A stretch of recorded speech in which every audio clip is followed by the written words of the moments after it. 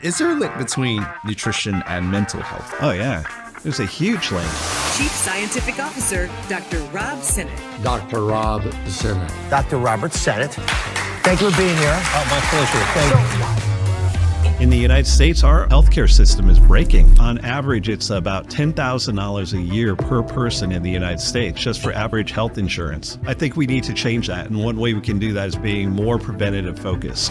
Why is vitamin D important? It's one of the most powerful immune system compounds for keeping your immune system on high alert. Intermittent fasting, is it okay to do?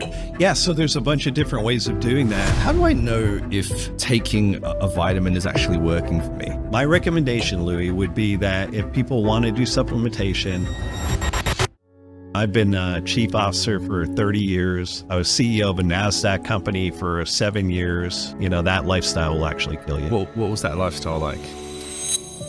I was the first person in every morning. I'd be the last person out at night. Immediately on the drive home, I had to change and drop my CEO personality and be dad. You're always sleep deprived. I was doing 500,000 miles a year and traveling to the point where I actually ended up in the hospital. And I literally said, I have to quit this job. Like, I'm going to die. I'm going to die before I see my kids graduate college. Hi guys, quick one. A small favor I want to ask from each and every one of you, if you're enjoying the episode that you're currently watching, is to subscribe to this YouTube channel. It goes a long way in supporting our vision of the podcast, where we want to go, the guests we want to talk to, and your simple gesture of clicking subscribe is the biggest favor you can do for us. So if you could do that right now, that would be awesome. Thank you so much, and back to the episode.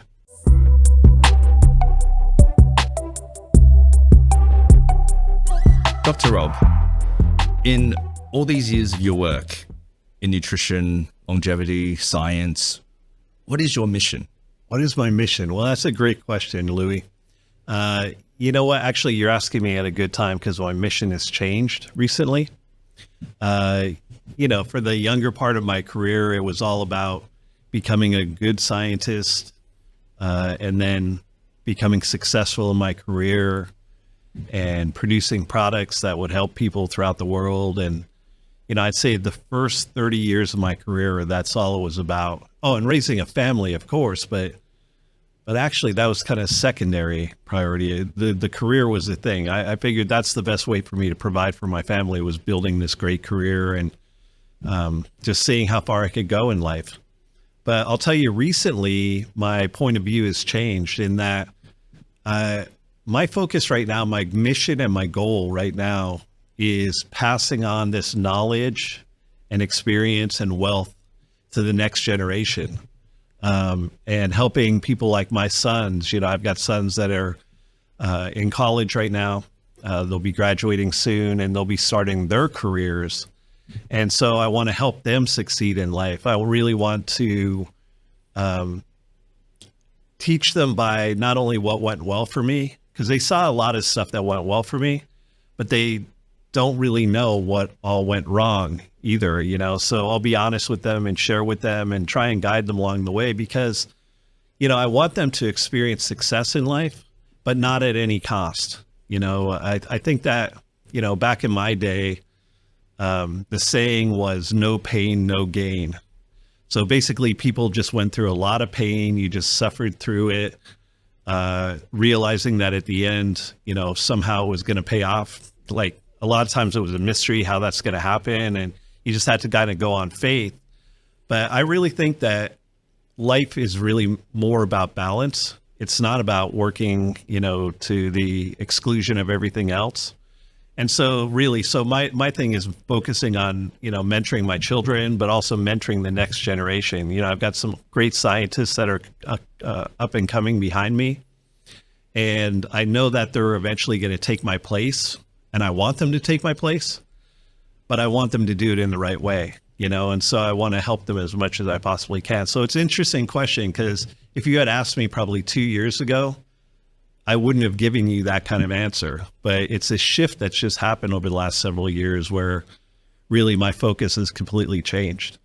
If the audience were to sit down with you for a chat for 40 minutes to an hour, and knowing everything that you already know, and knowing that you're value now is to pass on that information, what sort of value would they get from talking to you?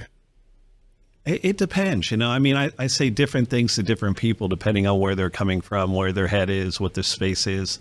So I don't say the same thing to every person. But, you know, what I would, you know, some general advice I give to everybody is the importance of work-life balance. You know, we kind of all learned that the hard way during the global pandemic when we were all locked away from each other, and like things that we had taken for granted our whole life, like being able to travel and being able to see people and even being able to get out of your house to go to the grocery store and, you know, visit your family. That stuff just disappeared for a while. And luckily, it was a kind of a false alarm, you know, like we overreacted, I think. But it could have been a lot worse. So I'm, you know, the fact that we overreacted, I think that's hindsight. You look at that later and that's hindsight. But I would say that probably the thing I've learned the most that I would share with everybody is don't lose that work-life balance. You know, like we have to work hard. You work hard. You know, you're a hardworking guy. You're self-made. You're successful. You know, we're here in Kuala Lumpur right now. We don't have to be here. We don't have to be doing a podcast. You know, you could be out, you know, playing around or whatever it is you want to do. But the thing is that we're doing it for a reason, because we work hard. We have a good work ethic. You want to share with your people, with leadership talent, with people. I want to share. So I don't mind working. And I just came from China, did 2 conventions back to back in China. And that was very, you know, strenuous because, you know, one day we're doing, you know, a convention in front of 9,000 people. And then the next morning you wake up and you do it again and you have to be on game for 9,000 more people. So I don't mind working hard, but I also, you know, I want to feel the benefits of working hard, you know, so taking some time with my family. I take a lot more time now than I did before. You know, vacations and traveling. And like I said, you know, I'm actually taking off quite a bit of time from work now because I want to do other things like mentoring. Venture capital is something that's come into my life. My wife and I do venture capital, angel capital investing, and we love it. You know, it's something that we did before we had children and we got back into it and we're loving it. So just keeping that work-life balance, never lose that. If we zoom out at a more population level, and I know this is sort of wishful thinking, but if the general population had your knowledge of health and nutrition, what would the world look like today? Yeah. Well, you know what? I'm not perfect. You know, I'm not going to claim that I'm perfect. You know, I have some bad habits too. You know, some of my bad habits are that I eat a lot of the wrong foods. Me too. You know, I eat what I like. You know, I try not to eat too much. That's one way I control it, is not eating too much. But here's what I think the world will look like. You know, what I've been doing over the last several years is kind of preaching about and trying to integrate Eastern medicine with Western medicine. You know, because I think that those two approaches have strong advantages. So Eastern medicine is all about prevention. And Western medicine is very much opposite, where there's not a lot of prevention. You know, people talk about, oh, you should eat healthier, you should stop smoking, you should stop drinking, you know, things like that. But there's not a lot of real practical inputs that they do about that. And then inevitably, you know, when people hit their 30s, 40s, 50s, they start developing metabolic syndrome, you know, arteriosclerosis, heart disease, prediabetes, you know, things like that. Then all of a sudden they start introducing medicines into your life that, you know, you're supposed to take these medicines for the rest of your life to stay healthy. And I think that's just a wrong-headed approach. You know, Western medicine is not very good at prevention, and it's not very good at dealing with long-term issues like obesity, diabetes, you know, heart disease, cardiovascular disease, things like that. So what I want to do, my goal these days is to integrate Eastern and Western medicine. And not only because they've both got great approaches that are complementary, but also just for the sake of the economies of the world. I'm not sure how it is in Australia, but in the United States, our healthcare system is breaking. Yeah. It's so expensive. It's on average, it's about $10,000 a year per person in the United States, just for average health insurance. And so I think we need to change that. And one way we can do that is being more preventative focused. So if I could make the world shape it in the way that I want, we would have a lot more prevention focus. I mean, you can't avoid the fact that people are going to die eventually. They're going to have to. But they don't have to be sick for 20 or 30 years before they finally pass away from, some long-term disease. I really want people to live just a healthy, long lifespan, as much as God gives you to live. And then you're sick for 2 weeks and you die. That's it, and then that's the end of it, So that's the world as I would like it to see it. In Asia, one thing I've noticed is there's a lot of traditional practices. So after women give birth, here in Malaysia especially, there's a lot of confinement centers. It's not a prison, but it's a practice that a lot of Asian women go through after they give birth. They voluntarily confine themselves at home for 1 whole month, where they drink herbal soups and they have all these traditional things. And now it's business because they make it into these whole centers, right? Yeah. It's like resort centers. In a lot of other Asian countries, it's quite cultural to go for yearly health checkups. To go into these wellness centers and things like that. So I do think from an Eastern philosophy of health, there is a lot of focus on prevention. The question is, statistically at a population level, then, can we measure that health outcome? Is there less chronic degenerative disease in Asian culture because there's more prevention? Yeah, you know what? I'm not up on the statistics for it, like what effects it's having. That's something that I'm still exploring, but, I like the idea of the wellness centers, where people can check in for a month, particularly women after giving birth to a child. That's a traumatic experience. In a lot of cases, people have to go right back to work. Literally they have the baby and within a couple of weeks, they're back at their job again. And that can't be healthy, because your body's changed. You've just literally, you just parted with, another person that you raised. So I like the idea of preventative approach. I guess, that's kind of what I've been doing recently too, is taking more time, that whole career focus. I never took any time off for being sick or much less for my own wellness.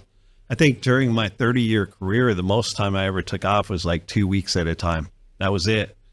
And I think people need more than that, and I think it's good not only for the person themselves, but also for the relationships with other people, probably also for their business, because then they come back recharged, refreshed, almost like a different person, rather than just muddling through for another year till I get my two weeks vacation and, things like that. Well, one thing that's constantly on my mind is the balance between health and hustle. And in 2024 now, which I always get the year wrong, hustle culture is a big thing. It's never been easier for someone to start a business. It's never been easier for someone to start earning money. Even kids having a YouTube channel, they can start earning money, reviewing toys. It's never been easier. And now there's this hustle culture with social media of success, the idea of success with, cars and houses and all that sort of stuff.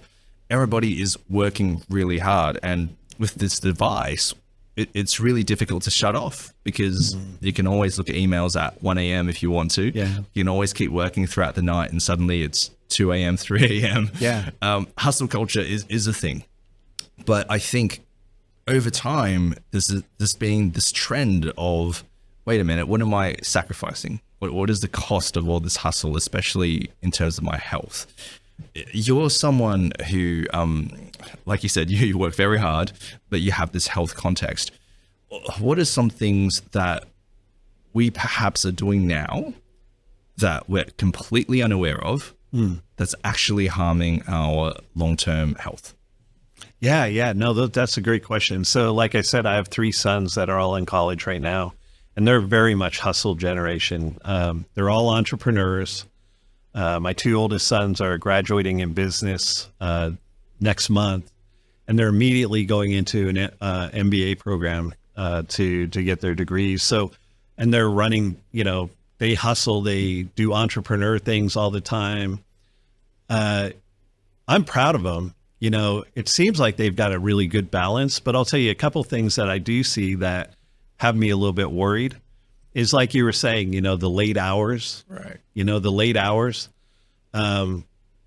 which if that's the way you work, and if you start at noon and you go till 3 a.m., that's probably okay. You've just shifted your working time a little later in the day. A lot of us do 8 till 8 at night. But so the hustle generation has kind of shifted their time frame. I almost never see my boys in the morning, because they're asleep, but they were up until 4 a.m. working and doing things. So I don't know how that's going to affect health. I don't know, because the one thing I worry about is that, it kind of isolates you to interacting with only other people that have your same schedule. Right. Because like you're not out mingling with people, during normal hours of the day when most people are out mingling. So that could be an issue. I think during the pandemic, when kids were isolated, that was a really sad situation. I don't know how that's going to affect them long term. I think my kids have recovered pretty well. Because they were old enough that they had seen what it was like in normal times. But you think about these kids that like they were young children when they got locked down, maybe they were just starting to talk, maybe 2 or 3 years old. And then they're locked down for 3 years just by themselves, and not really interacting with friends and things like that until they're 6 or 7. And I worry about those kids, like what happened to them, what's going to happen to them over time.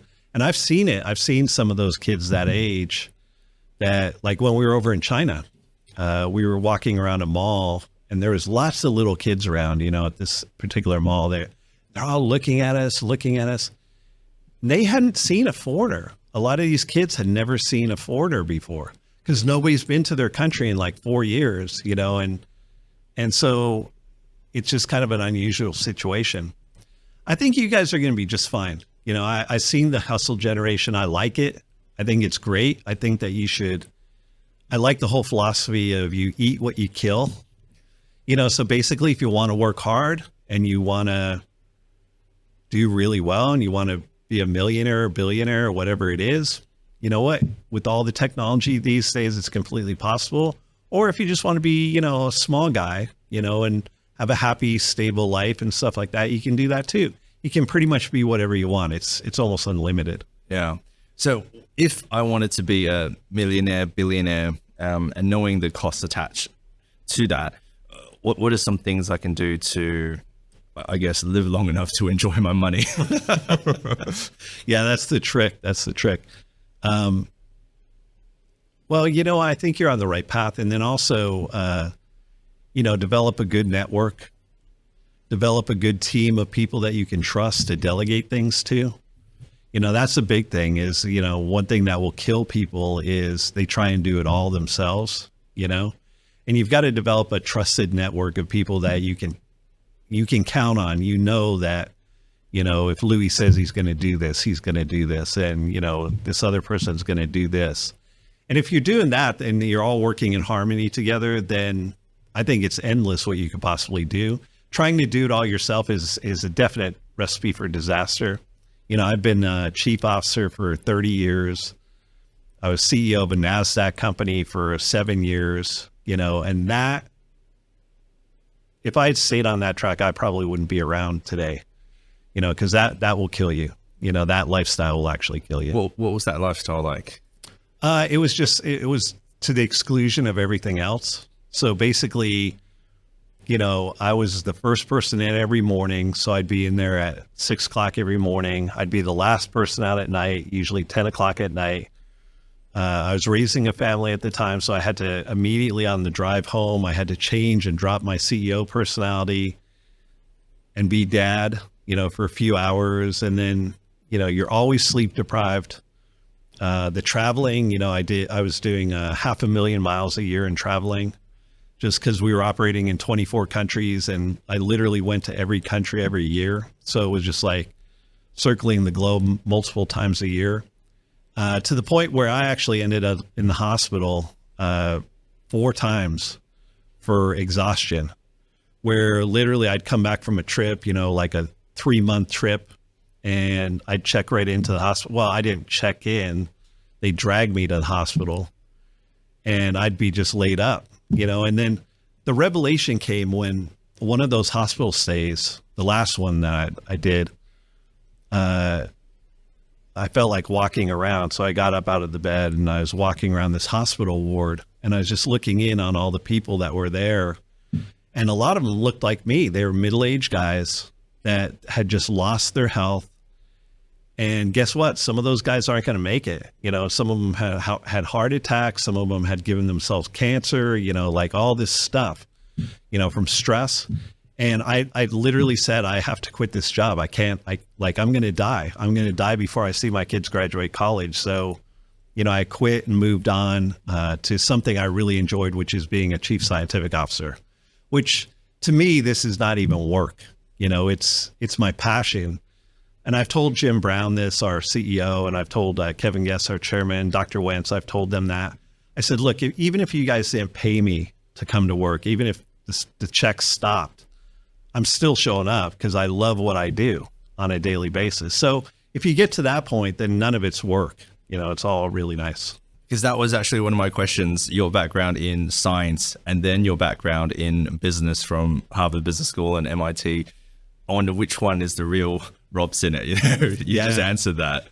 Yeah, you know what? They're both me. I've always been a scientist ever since I was a kid. I mean, that's my passion. Like I was that little kid with the microscope, this nerdy little kid with thick glasses and a microscope and a chemistry set. And I'd be out catching bugs and like looking at them on the so I really am a scientist. That's my thing. But then when I got the opportunity to do some, be a leader in business, and I got to go to places like, Wharton at MIT and Harvard and London Business School and things like that. At first I was really intimidated. I'm like, gosh, I don't even know if I'm going to fit in there. Like this is going to be really odd. But when I went, I found that it was really, it suited me, because it was academics, but it was just a different type of academics. And actually, if I had studied economics when I was younger, I probably would have been an economist, not a biochemist, because I love economics. It's the science of money. And it's like, those are my 2 favorite things, science and making money, so I probably would have ended up being an economist. Yeah. Let's talk about nutrition. Yeah. There's a story, not many people know this, but I feel like we need to take nutritional supplements. I feel like that's a thing we all need to do because we don't get enough nutrients from our diet. So I had that belief since I was young. So I decided after high school to go study nutrition, naturally. So I went to study nutrition in university, graduated as a nutritionist. And during my whole education, I felt the education was conflicting to what I believed. So I actually went and asked several lecturers, actually. I said, so respectfully, I hold a certain set of beliefs, and this is the evidence why. I just want to know the truth. Okay, I'm not attached to a certain ideology. I just want to know the truth. What does the evidence say? And I haven't found anybody that's been able to scientifically prove to me that we shouldn't take nutritional supplements beyond just like a surface argument of you get the RDI from your food, which I believe, sure, you may if you eat a really good diet, but it's a lot more nuanced than that. So I guess point blank to you, do we need supplements and why? Yeah, great. You know what? And I've run into that same dichotomy where I hear classical nutritionists saying bad things about dietary supplements from the point of view that they say, no, if you eat healthy food all the time. You don't need dietary supplements. And I'm like, okay, well, if we lived in the Garden of Paradise and we, had like perfect food every single day and ate all of it, like we're supposed to, then maybe I would agree. But that's not anywhere close to reality. You look around, people aren't eating like that, So I think they're talking from when I find people like that, they're talking from a very academic background, where they're not being very practical about the realities of life. I mean, the simple fact is that I supplement myself, and I'm a well-educated person, but I take supplements as a very inexpensive insurance policy to make sure that I'm getting all the micronutrients, the vitamins, the minerals, the antioxidants that I might or might not be getting on that daily basis. Because my food is going to vary. When I'm traveling, I don't know what I'm going to eat. I have no idea what it's going to be. All, whatever the host brings or whatever, that's what I have. And like I said, there are some things that I really enjoy the taste of. Like, for example, foie gras. I love foie gras. I love it. And I know it's totally bad for me. It's all cholesterol and it's not a lot of vitamins and stuff, but I love it. And I'll have some. I don't eat a plate full of it, but I'll have a piece of it. But I'm comfortable because I know that I'm getting all the nutrients I need, the fat soluble antioxidants that help counteract the triglycerides and the cholesterol in the body and things like that. So yes, I've run into that same exact thing. I supplement, people can take that for whatever it is. That's my industry. But ever since I was a kid, just like you, what really got me into nutrition as a science was when I was in high school. I was an athlete too. So I was, my big sports were football and wrestling. Okay. And I was a state champion wrestler and that's a one-on-one sport. That's like, you can't fake it. You don't have a team covering up for you. It's you against another guy, and you're either good or you're not. But one way that I improved my athletic performance was I found this book. It was called Nutrition for the Health Sciences. And it was a very early book. It was in the 1970s, but it talked about vitamin A and what vitamin A does for your, for all the organs in your body, for your immune system, for your eyes, for your muscles, everything. Vitamin C, what that does, vitamin D. So it went through and I'm like, okay, I need to learn all this, so I can improve. And it worked like a champ. I mean, I was in, once I started supplementing, putting those supplements into my life, it made a huge difference in my athletic performance. And I've just kept that up through my life because there's always new technology that's coming out. We've always been into vitamins, minerals, antioxidants. That's been the last 30 years. But now there's this whole new area of science called cell signaling, which is just like a whole nother layer of nutrition on top of it. What is that? What is cell signaling? Yeah, so cell signaling. So there's pathways in your body, like all the different biochemical pathways in your body. And there's signaling molecules they're like switches that turn things on and off, right? So like, for example, if somebody develops metabolic syndrome and starts developing high triglyceride levels in their blood, that's because some switch got turned off that's supposed to be on, but their diet or their lifestyle choices or their sedentary lifestyle turned off that switch. Well, it used to be, okay, well, then you exercise and you turn that switch back on, which works really well. But what if you're not willing to exercise? Well, guess what? There's some tricky ways of turning the switch back on again. And using natural compounds, is one way called cell signaling compounds, is another way of kind of, I guess, biohacking your body and turning switches back on that should be on. Like, for example, one rage that's out there right now is cold plunges, right? Yeah. Yeah, everybody's doing cold plunges. I used to do that when I was a kid. We'd finish wrestling practice and, our body temperatures would be so high and I would just stand in a cold shower for an hour and just let the ice cold water just run over my body. And it made my body heal up a lot faster. Well, it's turning out that the way that works, nobody really knew how that worked. But the way the cold plunge works is it turns on these genes called SIRT, S-I-R-T genes within your body, and they're longevity associated genes and repair genes, right? So that's one way of doing it, is with an ice plunge. Another way of doing it is with this nutrient called resveratrol, okay, which comes from grapes and red wine and certain vegetables, right? So in our Cell Essentials, the USANA multivitamin cell signaling product, we put resveratrol in there at a dosage that activates these SIRT genes. So you could do a cold plunge, or you could take the Cell Essentials and it does basically the same thing, which is kind of cool. Wow. That is interesting. Yeah. And I guess the cold plunges, you started doing that when you were quite young. Yeah. There wasn't necessarily any solid evidence behind the benefits of it, but I guess the thought is, well, what do you have to lose? Yeah.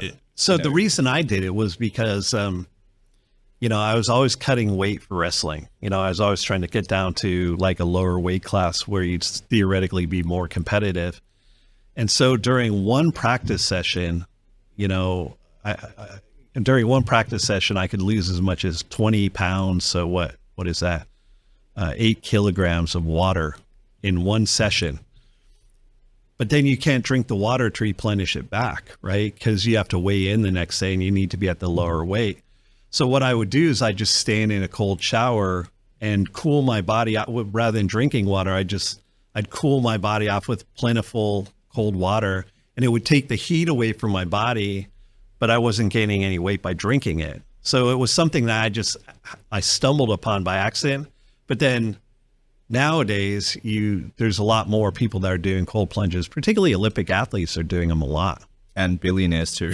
Oh yeah, billionaires, yeah. Well, billionaires are always doing crazy things. They're always on the cutting edge because the smart ones, they worked really hard to get those $1 billion, and they want to live as long as they possibly can. Yeah. So a lot of those guys are really on the cutting edge of like nutritional technologies and things like that. Have you heard of Brian Johnson, the billionaire who's trying to unlock the key to immortality? Yeah, good luck on that. So people have been trying to do this for thousands of years. I hope he'll have some luck. He probably deserves some luck. I think it's possible. I think the human lifespan, theoretically, our bodies, if we did everything right from birth or even before birth, so even if our parents, did when they were gestating us, they did all the right things, right? I think people could live to probably about 140 or 150 years. So I think that's a theoretical maximum that we could push up against. But you see very few people getting there. Maybe Brian Johnson will get there, and that will be really cool. That would be nice. Yeah. I do know he supplements a lot. So yeah. The topic of nutrition, health, lifestyle, it's one of the most Googled topics around the world. And when you Google something, I guess people have the question that they want answered, but the problem is there's just so much conflicting information on the internet.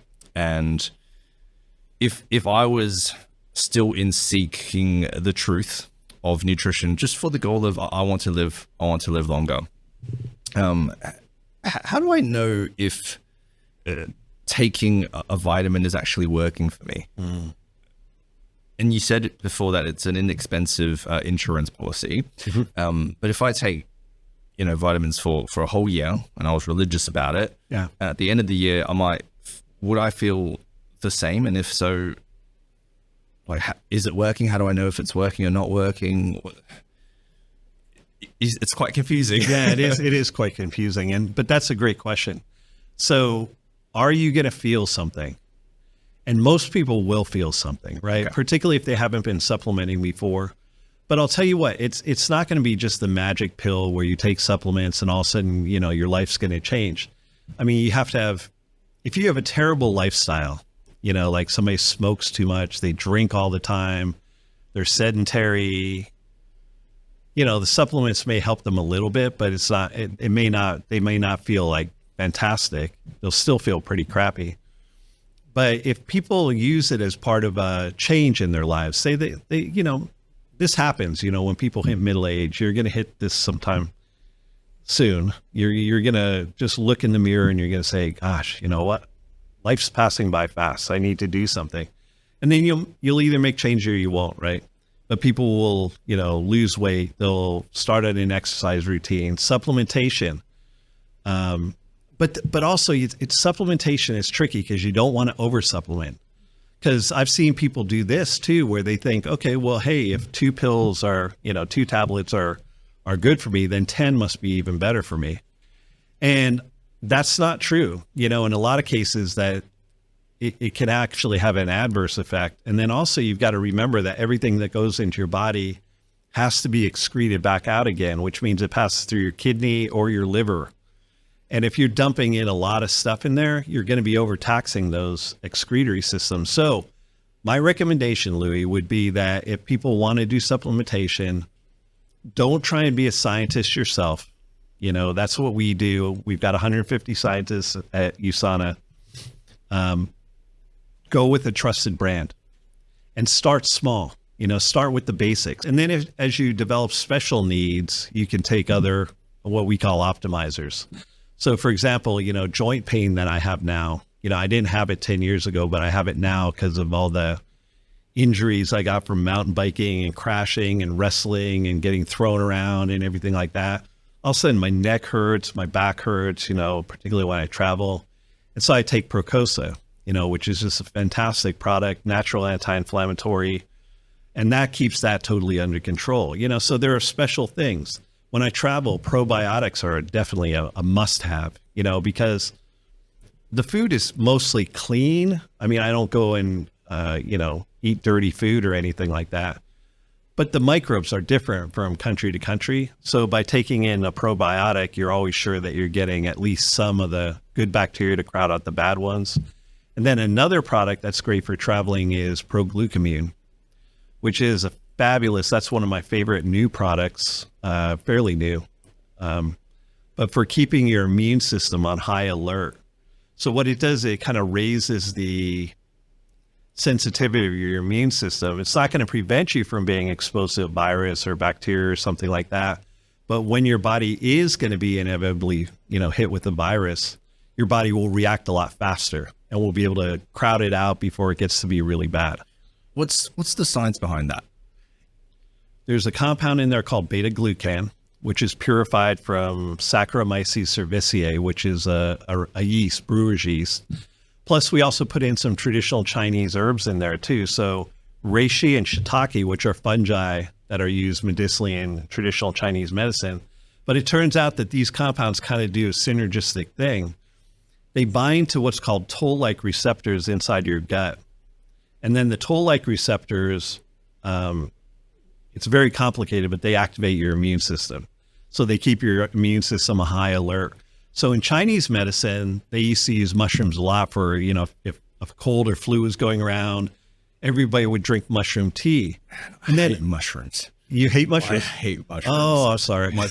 My parents used to sell mushrooms and they weren't very good at it. So I had to eat all of them. Oh, really? I love mushrooms. They're one of my favorite, but it's interesting because I studied Native American medicine when I was in college. And the Native Americans did the same exact thing. Is if there was a cold or flu or something going around, they would, you've ever seen on a tree when you get those shelf mushrooms on there? Yeah. Like what they would do is they'd break off these shelf mushrooms and brew up a big pot of tea with these mushrooms. And then everybody in the tribe would just drink some of this tea, and it would prevent the flu from spreading in their tribe. So it's amazing. It sounds like, from a certain point of view, a lot of this sounds, is there evidence to back it up? Is it pseudoscience? Is it, because it sounds so counterintuitive to Western medicine. But then you think about it the other way, like people have been doing this for generations and generations and generations. And what potentially we don't have enough evidence yet because it's new doesn't mean it doesn't work, right? And there's that balance of how open-minded are we to things that perhaps we just can't prove yet. Yeah, that's right. And so, you know what? I used to be the point of view that if I didn't understand, I discounted it. It must not, it must not be true. But then I came to realize that, hey, I don't know what I don't know, and there's So for example, traditional Chinese medicine that's been written around on their scriptures for 5,000 years, they pass it down and perfect it, and they keep doing it. And it seems to work. I mean, millions of people have used it over years.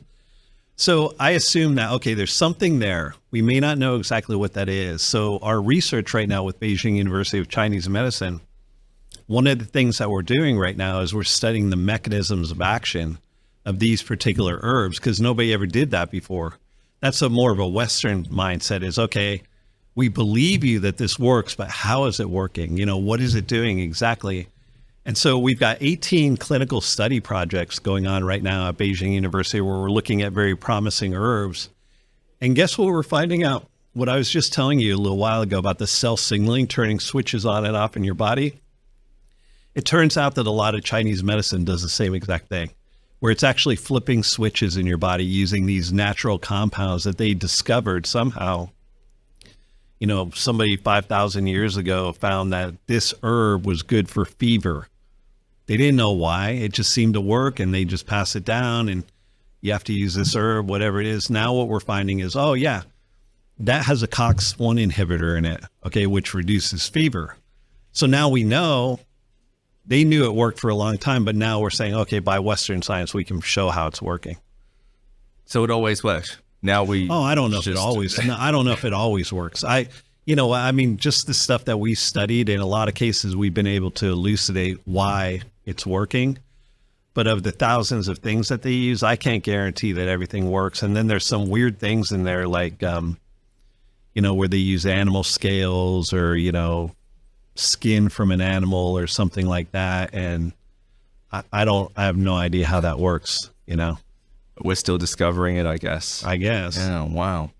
Now, some more most common Google questions around health, and we'll see how many we can get through. But most people in the Western world are actually vitamin D deficient. When I was in university, vitamin D was about calcium absorption.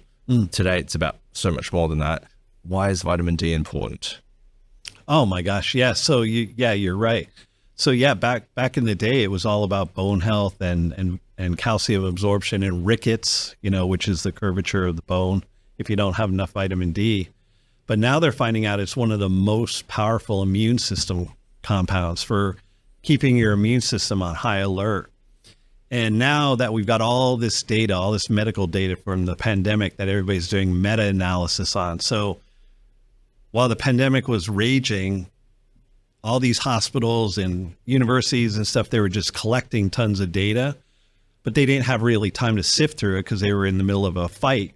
But now what's happening is scientists have had a little time to breathe and look at it, and they're doing a lot of meta-analysis on it, and they're finding out, okay, well, what were the major risk factors for, whether you lived or died from COVID? And there's there's like 6 genes that they found that seem to make a lot of difference between living and dying. And then one of the nutritional compounds is vitamin D, where, they found that people that were severely low in vitamin D had a much higher mortality than people that had, adequate or near normal levels of vitamin D. But like you said, almost nobody in the Western world has adequate levels of vitamin D, like the levels we should have. So there's a link between vitamin D and the immune system. Does that mean there's a link between vitamin D and cancer? I'm not 100% sure about that, but I know that vitamin D deficiency has been linked with some diseases like multiple sclerosis, MS, and they came across that almost by accident because it turns out that in areas of the world like near the North Pole and near the South Pole, where there's low light, for half the year, they seem to have really high incidence of multiple sclerosis on a percentage basis. And then when they look, not surprisingly, because most of the vitamin D comes from sunlight exposure, they found that these people were deficient in vitamin D. So now they've associated low vitamin D with actually the onset of more severe MS symptoms and things like that. The same could be true of cancer. I really don't know the answer to that. But I read an interesting article maybe 10 or 15 years ago that surprised me, that the average human gets cancer several times in their life.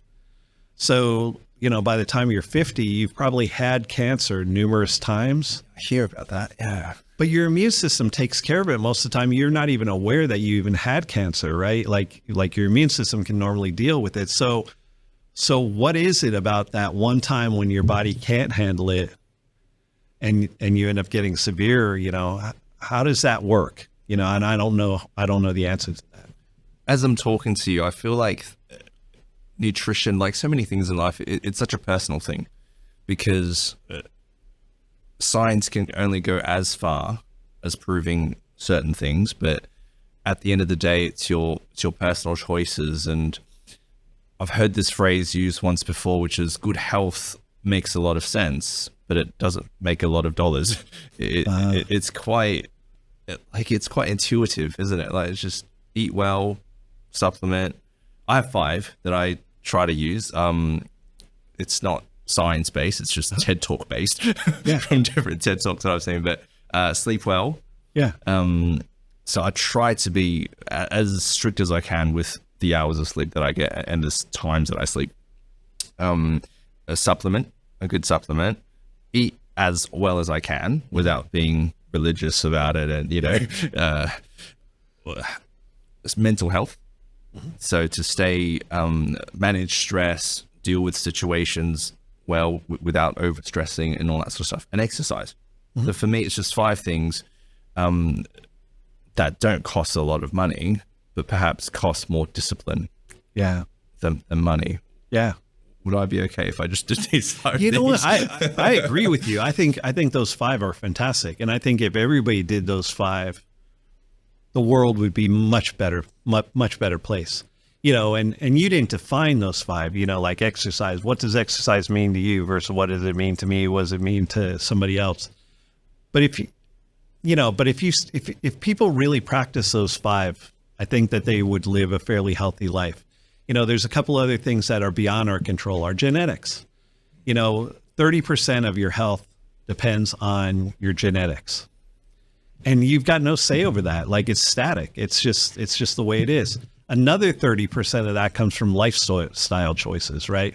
So, do people stay up all night and party and drink and like do drugs or, like push themselves beyond their limits and stuff like that? Lifestyle is about 30%. And then nutrition, eating right and supplementing and things like that is another 30%. So it's, if you're doing your 5, I think your 5 is great advice. If we could write a book that had just a chapter on each of those 5 things and general guidelines on what people should do, and people followed that, I think they'd be healthy. And you're giving yourself the best chance, because that's the 60%. 30% you can't control, but you control what you can. Yeah, that's right. Wow. Yeah. Okay. So don't worry about that 30% because you can't do anything about it anyway. Let's write that book.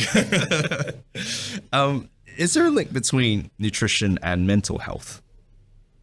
Oh, yeah.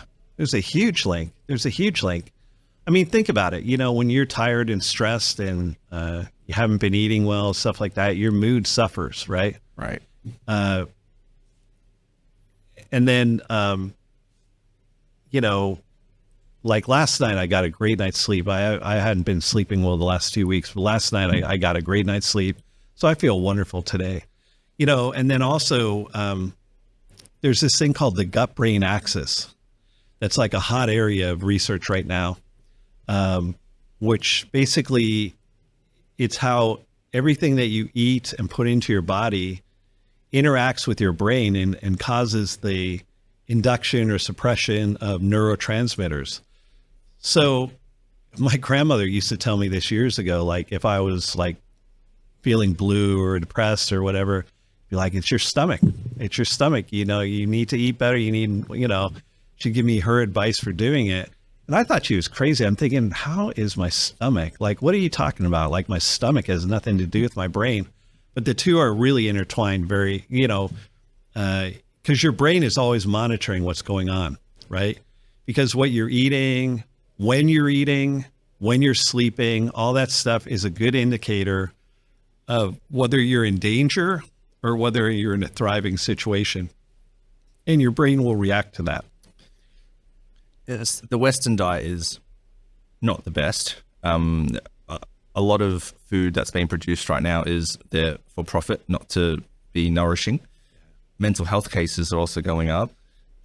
If I was someone that's listening to the podcast, can't talk, who's not feeling the best, not feeling myself, and I'm thinking, wait, I've been eating like crap for the past week or so. Maybe that's why. What are some foods or nutrients I could focus on to perhaps help with my mood or? Yeah. Okay. So I mean, Western food is done for all the wrong reasons. So a lot of it is processed for shelf stability. So it stays good on the supermarket shelves for longer so they could sell it longer and make more profit off of it. But in doing so, they're stripping the nutrients out of it, and so the processed food doesn't have the proper nutrients in it. Also, agriculture in the Western world over the last few years has been where they're breeding vegetables and fruit for weight rather than nutrition. Right. Because they get paid by the pound or the kilo, not by how much vitamin A content it has or vitamin. So what they've done is they've kind of genetically modified, maybe not through genetic engineering, but they've shifted through artificial selection towards these big pieces of fruit and vegetables that are big and giant and weigh a lot, but they don't hardly have any nutrition in them. What I would recommend if people have been, maybe binging and having like just maybe going off on a wrong track, is try fasting for a week, where you can still eat, but just eat less. Eat the minimum that you possibly can and make sure it's really good. So like vegetable and fruit juice. Go to the store and get fresh fruits and vegetables. If you can afford organic, that's even better. Because a lot of those, you look at an organic apple versus like a not organic apple. The organic one's kind of sometimes small and ugly. But I'll tell you, there's a lot more nutrition in there. I've done this too, where I've come back from traveling and I just feel terrible. And I'll go ahead and fast for a week.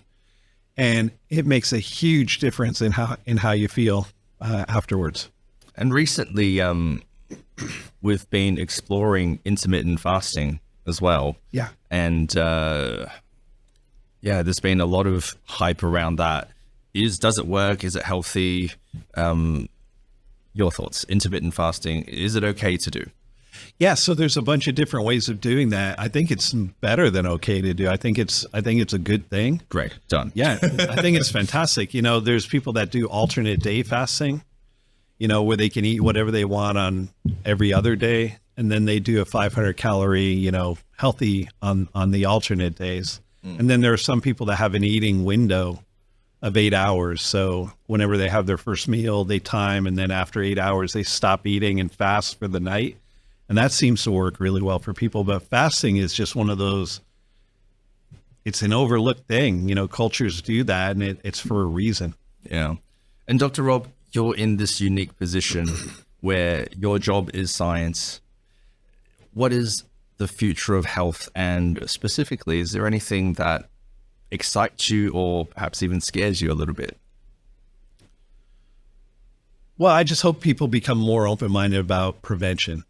I think we have to, because the way it is now, where people are, suffering for 20 or 30 years, the last 20 or 30 years of their life, they're immobile or they can't really get around, and they're kind of dragging a disease along with them. They're not dead, but their quality of life is really terrible. That's just sad. It's just sad. That's not the way God meant for it to be. And we need to change that. A lot of the stuff that we're doing, with all these medications that cover up, the disease, they alleviate the symptoms, but people are on them for the rest of their life.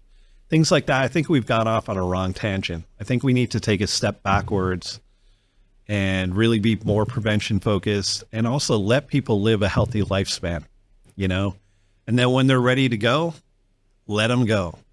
Don't be keeping people alive by artificial means, and putting them on drugs to keep them alive, or whatever. Just when your life is over, just go comfortably, go peacefully, So that's kind of it. Well, Rob, we have a closing tradition on this podcast where the previous guest leaves their piece of advice and we pass this on to the next guest. The advice that's been left for you is trust the process. Know that it won't be pretty or easy. Lean into the lows as you will learn more from them than the highs.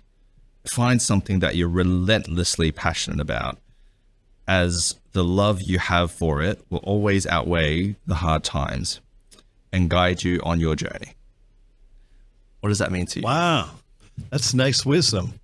Yeah, so it basically sums up life, because there's highs and lows in life, and you learn from both, but that person's correct. You learn more from the lows than the highs, because the highs feel good. And I don't know that you're learning during the highs, but the lows, when you're suffering and you're in a low point in your life, you can either accept it and just stay at that low point, or you can learn something and get back to, a good point again. So I think that's fantastic. So that's a great piece of, who gave you that advice? We try not to share. Oh, okay. Yeah, okay. so Yeah, no worries. No worries. Yeah. It could have been Warren Buffett. No. Fantastic. Well, Rob, thank you so much for coming on Secret Hustle Journal today. It's been funny because, you live in Park City, I live in Melbourne. We're meeting here in Malaysia, Kuala Lumpur. Yeah. But thank you so much. We honor you for your time and also your expertise. And I believe that the audience would have learned so much from our conversation today. So thank you so much. My pleasure, Louis. Thanks.